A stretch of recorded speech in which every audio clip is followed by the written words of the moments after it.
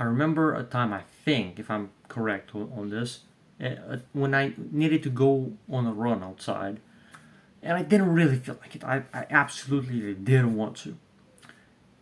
But then I use this principle I learned from this guy, Charlie Morgan. He says basically, when your body and mind don't feel like putting the work in, what you do is you use this principle. I think it's called something like the general's command or something like this. Basically, what I ended up doing is I said to myself, okay, you don't feel like doing whatever, whatever it was the distance, maybe like 10 kilometers.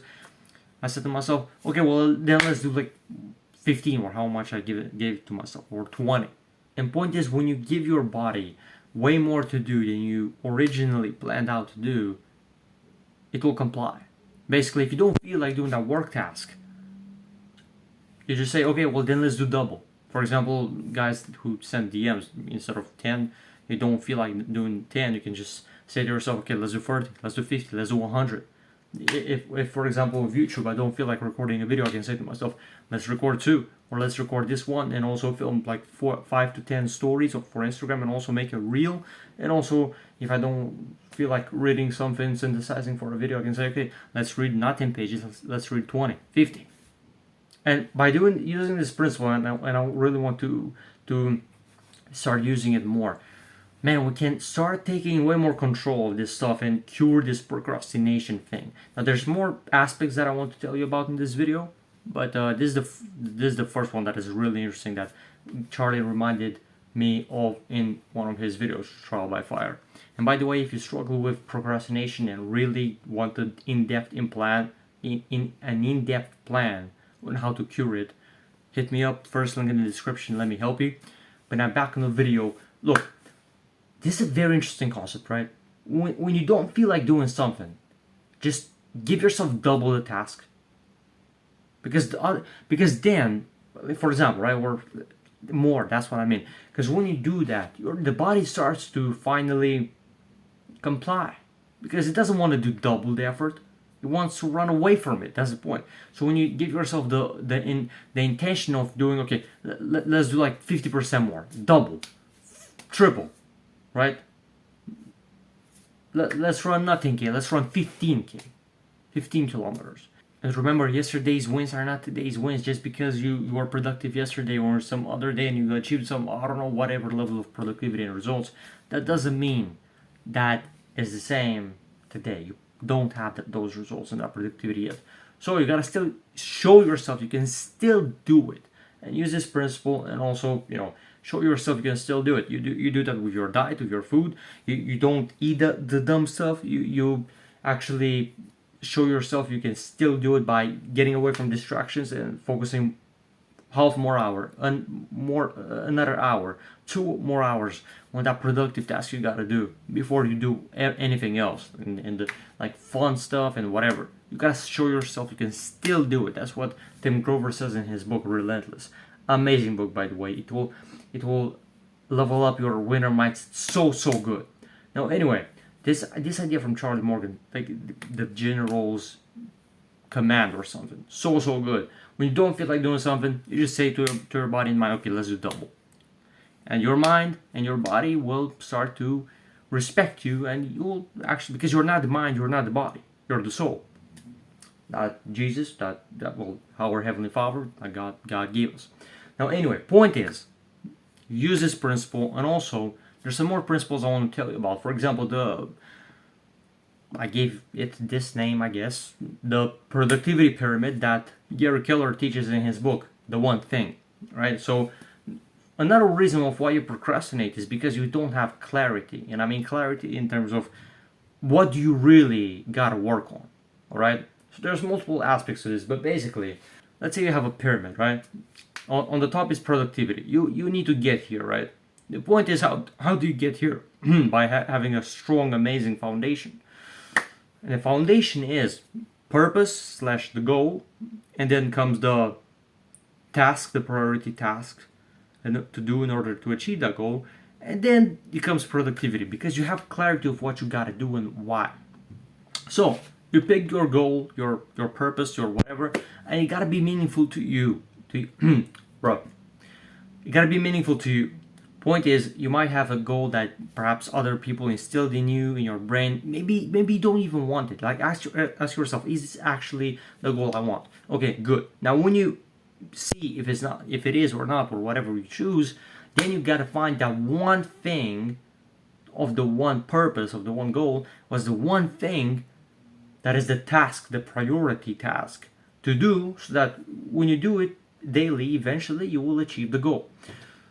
And so when you focus on that one thing, not on 10, 15, 20, but it's just the one thing that if you do, everything else will become easier or unnecessary. As Gary Keller says, was the one thing that if you do, everything else will be easier or unnecessary. And when you do that, when you achieve, when you know what is that task, productivity will start flowing. Of course, because so many people, and I did this myself, right? I made this mistake of just having too much to focus on. That's not good. We want to be a bit more essential, to be more of an essentialist. So if you try to focus on too many areas in your life at once, in progressing, in all of them, you don't really make that much progress at all in any. So what we want to do is to just focus on one area a lot more than the others, and therefore we will skyrocket our progress. And that's the thing, you gotta pick the one thing, bro. You gotta pick the one thing. So for example, for me is, recording these videos. And not just recording, obviously everything else that is, in this work, but that's my one thing, the videos. I got to get information for them. I got to apply that in my own life, get results, and become more productive, more disciplined with my work, this and that, and so on. That I can teach you, and there we go. Right? You watch the video, you get helped. And so point is, what's your one thing? What's your one thing? When you find the goal, okay, that's the one goal that you really want to, the one thing that you want to level up in. And then you find the one task that is required for you to do repeatedly, so that eventually you achieve the goal, and then productivity will start flowing. I literally remember I read this book, The One Thing, and I literally stripped my schedule entirely away until like 2:40 p.m. from 6 a.m. to 2:40 p.m. in the weekends, right? Or when I didn't have school. That's what I mean. And I completed so much work. So much work. And the reason why is because finally I didn't have things in between that distracted me from my work, but I actually just focused on that one thing. And finally I was in flow state for way longer. Monk mode became easy. I got a lot more work done. And also, that's another thing, put more hours of work together, not just half an hour here, half an hour there. No, just put them all together. It will be so much easier. Just make your schedule, adjust it. And if you need to change it, fine, change it, because it will help you and save you so many hours. I even changed my schedule even recently, like I think today, because it's needed. It's helpful. You do this, you do that. You know exactly what to do and what time. So you pick that one thing and you just focus on that, because that one thing for you, there will, of course, there might be like 2 or 3 sometimes, but usually it's one. So what's the one thing that you can do that if you do, everything else becomes easier or unnecessary?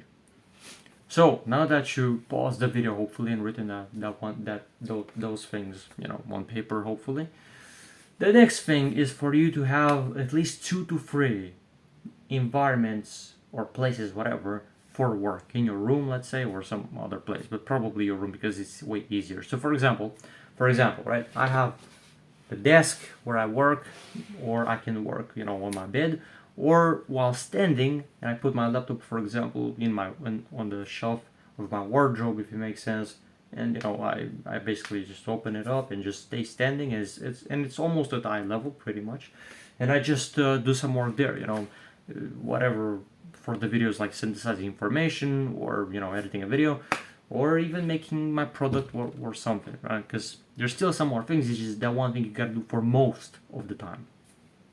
So that's how it works. So pause the video right now and note down what are 2 to 3 at least new places in your room, new spots, areas in your room that you can use for productive work, right? Because sometimes you'll really feel you need more rest, and you really want to just relax more as you do work. You can just lay on your bed or sofa or a couch, whatever, and that can be more beneficial for you because you don't want to feel distracted by irritation or being in discomfort when you try to do work.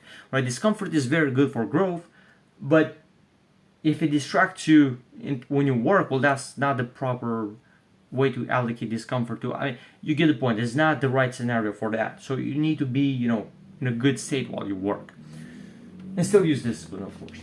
So yeah, pick 2 to 3 places right now. It will make it even more interesting. It truly is, to be honest. I mean, you literally, okay, if you're bored of this place, you can go on that place and work. You can go on that other place in your room or something, and you make your own mini sections of the room where you try to, do some productive tasks. And or, for example, for each and every task, or for different areas, you put each an individual place. Pretty nice. As I heard from a guy who has a channel about Christianity, the Bible. He says, for example, like have a space for praying, right? Where you pray every day. I, for example, do. You pray to Jesus, you pray to our Heavenly Father, you thank God for another beautiful day, for example, and you ask, of course, for forgiveness for your sins and so on. But back on the video, point is, pick some places. Another thing is, in this, I guess, mini guide on how to beat procrastination is not just motivation, it's not just discipline, but also the environment. I read, I think yesterday, or even today or yesterday, from Ali Abdul's book, Feel Good Productivity, about this concept.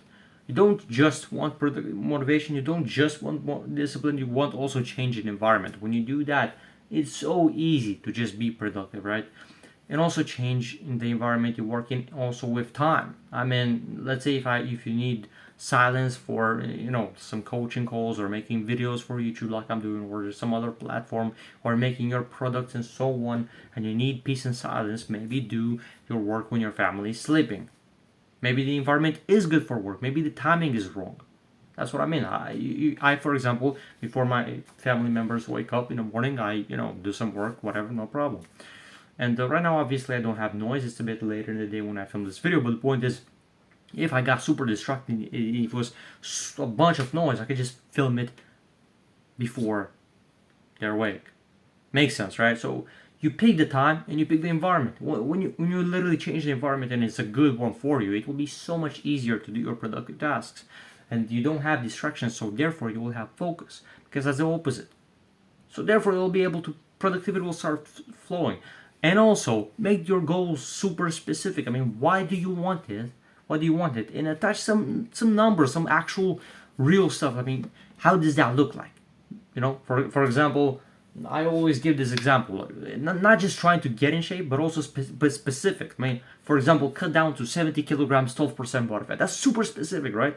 That's super specific. It's not just some vague, I don't know where you know exactly now, or at least way better how it looks like. It seems closer, also seems more realistic for you to get that goal, because you have to actually attach some real numbers, not some whatever vanity stuff. But you actually understand now, okay, this actually is real stuff. Okay, these are some actual numbers. And this gets you excited also, right? It's pretty cool, pretty nice. So, for example, another goal for our channel is not just my channel, it's our channel. I mean, God gave me this mission to make these videos and helping you with these lessons that helped me a lot in productivity, discipline, self-respect, confidence, but mainly productivity now. And point is, a goal for this year, that I want us to hit is 30,000 people, 30,000 guys or people on the channel, right? And also I want to build an awesome educational community, with like some kind of paid group courses, live lectures, and all that stuff on this awesome platform made by SamElvinsSchool.com. That is so cool. I get excited even by mentioning it. That such a great platform, right?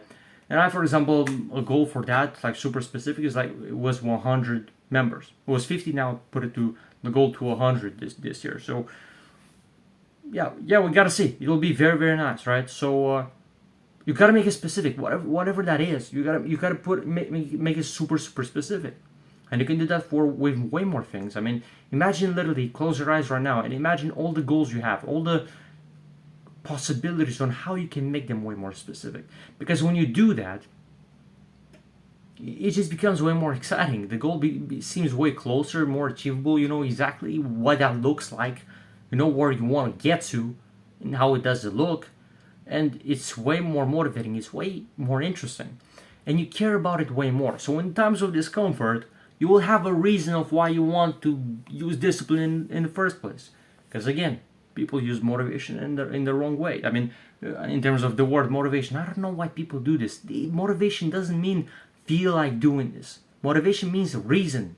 That's what it means. Literally look it up. Motivation and motive, they both mean reason.